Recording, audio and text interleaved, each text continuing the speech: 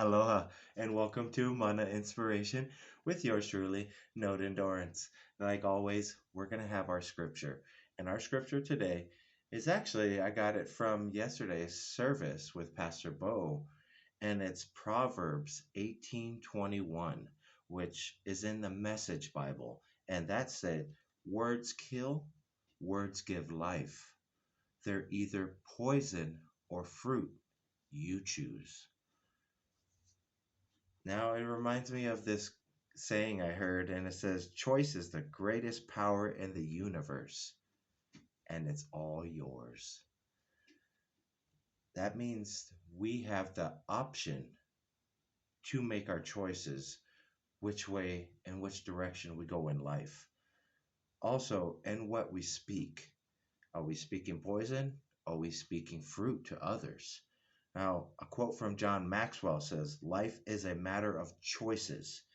Every choice you make makes you. And I believe that because they always say the choices that you're making or you have to make now is 3 to 5 years ago. And the choices you're making now is 3 to 5 years in ahead of your time. So, in that direction is what are you producing?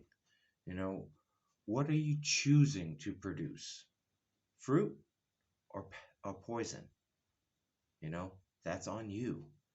Now, Tony Robbins states it like this: your life changes the moment you make a new, congruent, and committed decision.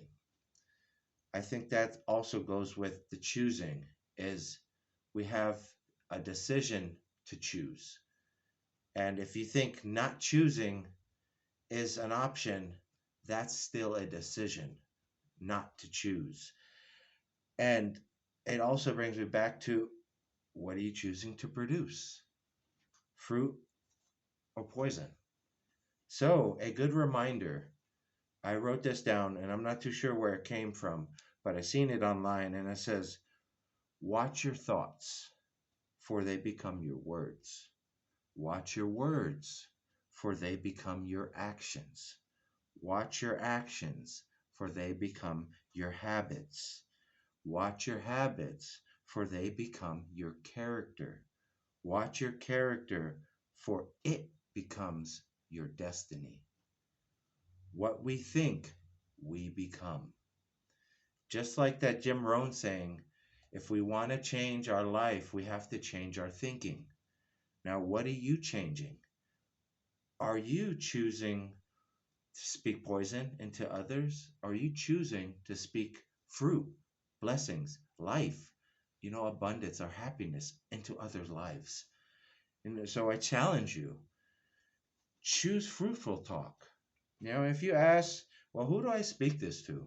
Who do I even, if I don't have anybody to speak into, what will I say and who do I say it to? I think there's three things that we need to speak fruitful into. First is into yourself. You have to build yourself up. You have to encourage yourself. If you don't do that, you won't have the confidence to do whatever you want in life because I think confidence is the key. Number two, family, friends, and your loved ones. What are you choosing to produce in their lives?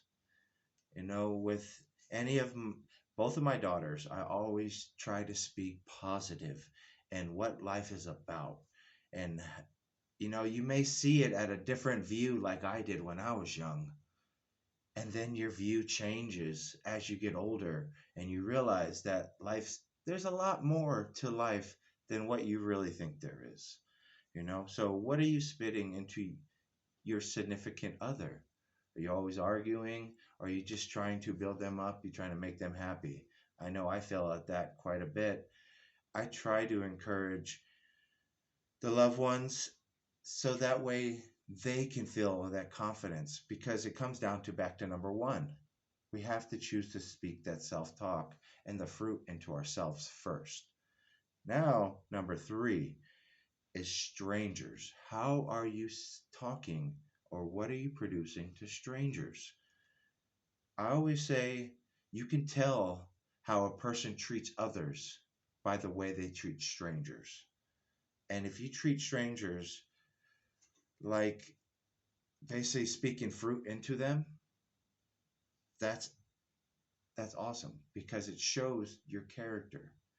If you're kind of shunning, pushing away these strangers, to give you an example, we was in Gordman's and we was in the fitting room, and the young lady in the fitting room, you can tell she probably wasn't, something happened throughout life, and she just kept repeating herself.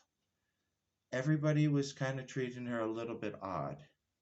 And what I chose to do is look at the situation and just talk to her as a normal person. And then as soon as that come, I think really I made the difference. I like to feel I made a difference in her life because I've seen a lot of people just kind of cold shouldering her, ignoring her, yeah, looking at her like she's crazy. I think we all need to speak fruitful into each other. It don't matter where you're at. It don't matter who you are. First, speak that self-talk to yourself. Build yourself up. Speak that fruitful talk into family. Number two, to your loved ones, your friends. Encourage them. Three, encourage strangers, even though you don't even know them. I think that's the best people you can talk to, is strangers, because they don't know who you are, where you're from, what you're about.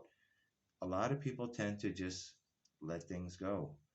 So I challenge you to speak fruit into yourself, into others, your family, and into strangers.